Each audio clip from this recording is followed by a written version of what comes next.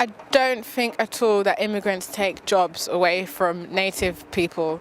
I think immigrants are pioneers. They do a lot of jobs that a lot of British people wouldn't do. For instance, cleaning, working in McDonald's, those sorts of jobs which are quite low skilled, sometimes, if you can say, embarrassing. I don't think immigrants take away jobs. And if anything, they bring about competitiveness for jobs, whether they're low skilled or graduate jobs, whatever. It just makes you want to develop yourself better. I don't think they're taking away jobs at all. I don't think a country's cultural life is undermined by immigrants, especially a country like Britain, which has a history of empire. For instance, drinking a cup of tea, it's an Indian thing, but you would think it's British. Fish and chips was made up by Jewish people who used to come here and they used to fry fish,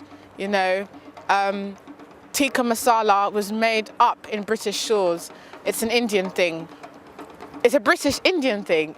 It's just, this culture is so complex, and I think that as long as you preserve your traditions, everything's fine. But if you erode them for whatever reason, then that's a bad thing. But every society should preserve their good traditions. So no, I don't think it threatens culture in Britain.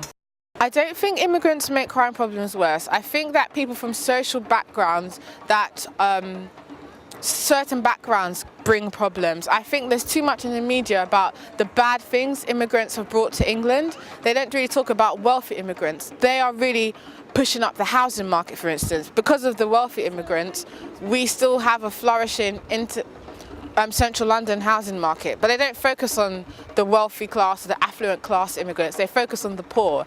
If you look at crime statistics, I think you'll find that a lot of, poorer British-born people are causing crime as well. So I think the media just puts a biased representation of immigrants. I don't think immigrants are straining the country's welfare system at all, because they are the ones doing the low-skilled jobs. Not all of them, but a lot of them.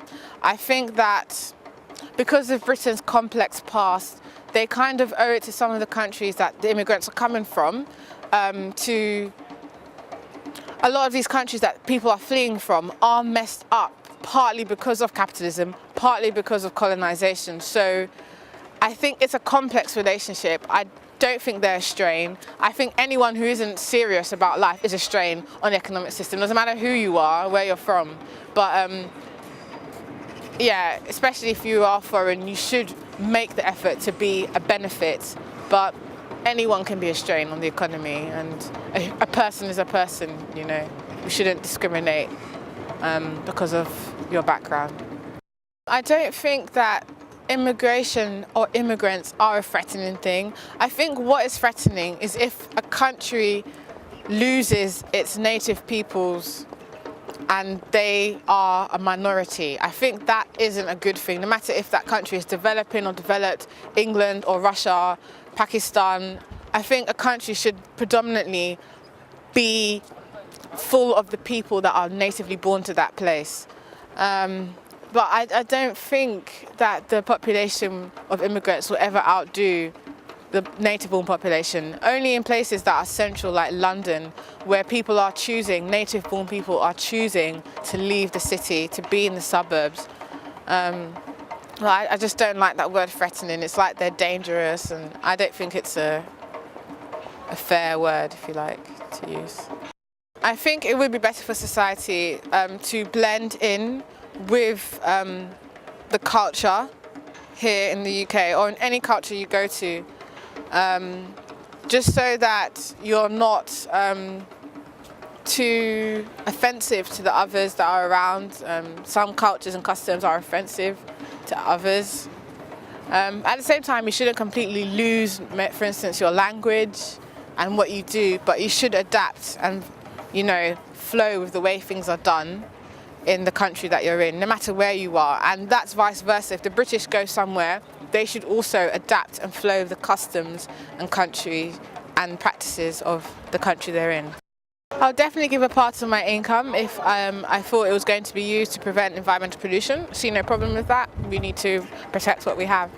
I don't think we're approaching the limit of the number of people the Earth can support. I think it's our lifestyles. If we all live sustainably, it wouldn't be a problem, but of course we don't. Sometimes people call developing countries backward, especially people who live in rural areas. I think that's not a good term to use, or to say they're developing, because the way they live is better for the environment. And if you ask me, they have more foresight into the future because, you know, they live in a way which is green, which is good for them and for their environment. Some of them who eat well are healthier than some of us who are in the West, who are consuming McDonald's, drinking chocolate. You know, we have too much, no exercise and all this stuff. So I don't think that because we are natural, we are nature, we are from the environment, we are human beings, I think it's a very bad thing to say that there is no space for humanity left on the planet which is made for us. But I think the way we are living needs to change if the population will continue to rise, which it is. I don't think when humans interfere with nature, it produces disastrous consequences. The only thing that I can really think of, which I really think is wrong, is what we're doing with our food at the moment, like genetically modified food, how we make, say, perfumes without the real essences or oils, but we just manufacture them chemically. I think that's bad, and that isn't good for us as human beings and for the environment. So sometimes, but not all the time. For instance, if you have a car accident and you need reconstructive plastic surgery, we could leave you to heal and get better, but reconstructive surgery enables you to continue with your life with greater comfort. So I don't think it's always bad, but I think there are cases when it is bad, when we interfere.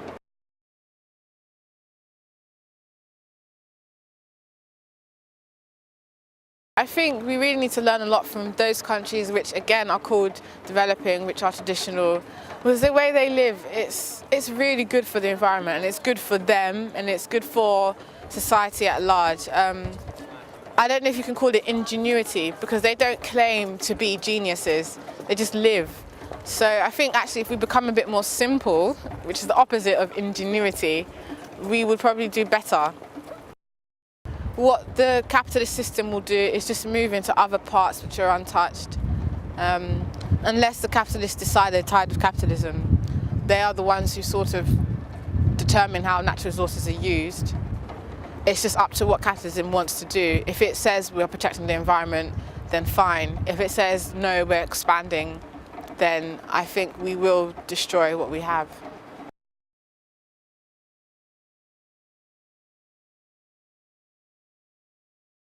I don't think we were made to rule, I think we were made to be stewards. As it says in Genesis, if you look at Adam and Eve, which is the ideal life we were supposed to have, Adam wasn't, if you like, a ruler, he was a steward. He just looked after the environment. He maintained it, sort of like a garden. You don't rule a garden, you maintain a garden. And I think when we lose that concern and sense of responsibility, that's when it becomes chaos. Whether or not the garden's been maintained or been destroyed, it can become, if you like, chaotic if it's left unattended. So we're supposed to be custodians and stewards, not in sort of a demeaning way, like we are, on top of environment, of nature, and nature's below us. Not like that, but in a sort of, you're just tending to, the environment that's around you. Yeah, I do think we're heading towards an ecological catastrophe. Because of my fave, I'm not like, it's terrible. Because actually this has been predicted in scriptures. It says in Matthew that in the last days that there'll be more earthquakes, volcanoes, wars. We're moving towards something, and this is written down. And I'm not saying it will happen in our time. I don't know when it will happen, but it does seem like we are aware of what we're doing, but we're not stopping it anyway. And it seems like it's inevitable that eventually we will destroy ourselves unless we wake up and, really change what we're doing. But I think mankind just cares about here and now and not forever. So, humankind, sorry. So, yeah, it's like how I know I should eat healthily and stuff, but I still occasionally go to McDonald's, do you know what I mean?